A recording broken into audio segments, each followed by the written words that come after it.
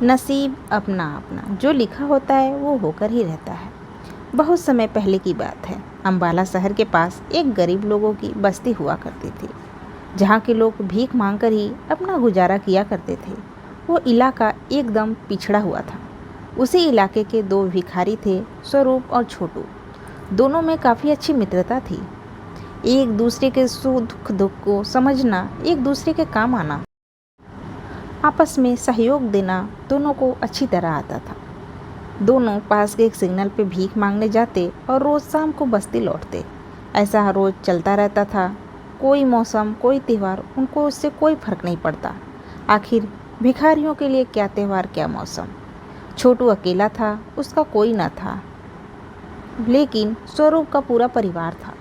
पर इतनी घनिष्ठता होने पर भी दोनों में एक बात बिल्कुल अलग थी, और वो था उनका भीख मांगने का तरीका।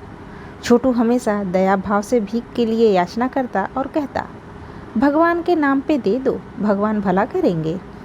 परंतु स्वरूप इसके एकदम विपरीत, दया को नहीं नसीब को मानता था और कहता कि लूँगा तो नसीब से लूँगा।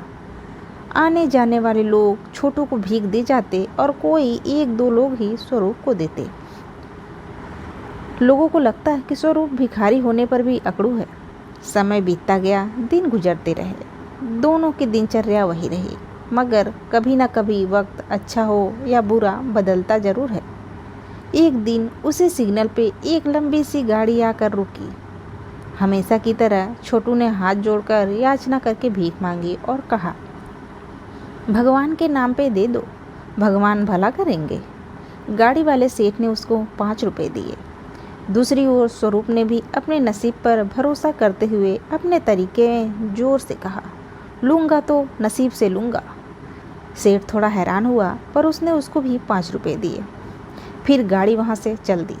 सेठ घर जाकर सोचने लगा कि दोनों भिखारी हैं, पर दोनों में कितना ज़्यादा फर्क है। एक हाथ जोड़कर मांगता है और दूसरा अपनी तैस में नसीब पे भरोसा करते हुए। सेठ ये सब सोच रहा था और रात भर सो न सका। उसने उन दोनों को आजमाने की सोची। उसने सोचा कि देखता हूँ कैसे नसीब से किसी को क्या मिलता है। सेठ ने अपने ड्राइवर को बुलाया और उसको एक तरबूज दिया। सेठ ने इस तरबूज के अंदर सोने चांदी के सिक्के भरकर बंद कर दिया था और अपने ड्राइवर को कहा कि ये उस भिखारी को जाकर देना जो हाथ जोड़कर भीख मांग रहा था। और सेठ ने अपना एक पुराना फटा हुआ कोट निकाला और ड्राइवर को कहा कि उसको उस भिखारी को जाकर देना जो अपने नसीब के दम पे तैस में भीख मांग रहा था। ड्राइवर ने सेठ के बताए हुए आदेश के अनुसार वैसा ही किया और आकर सेठ को इतला दिया। सेठ अब अपने मन में सोचने लगा कि कैसे उसका नसीब साथ देता है, मैं भी देखता हूँ। उसी शाम को स्वरूप और छोटू घर जाने लगे। छोटू ने स्वरूप से कहा, अरे भाई, ये तरबूज तो काफ़ी बड़ा दिखता है। तू एक काम कर, अपना कोट मुझे दे, क्योंकि मैं तो अकेला रहता हूँ, मगर तेरा यहाँ तो पूरा परिवार है। तो तू ये तरबूज अपनी बीवी बच्चों के लिए ले जाकर उनका पेट भर जाएगा। स्वरूप उसकी बात मान लेता है और दोनों आपस में अदला बदली करके घर चले जाते हैं।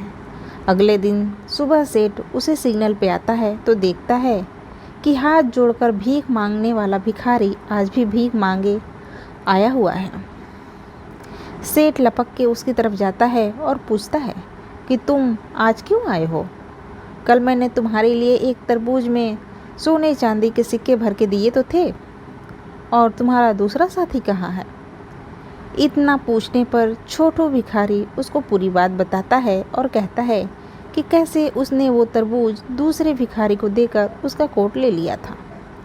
ये सब सुन के सेठ दंग रह जाता है और मान जाता है कि दूसरा भिखारी एकदम सही कहा करता था, लूँगा तो नसीब से लूँगा। सेठ को एहसास होता है कि इस दुनिया में कोई कितनी भी तरकीब लगा ले, मगर किसी के नसीब को कोई नहीं बदल सकता। जिसको जो मिलना है वो मिलकर ही रहता है, किसी के किए कुछ नहीं बनता।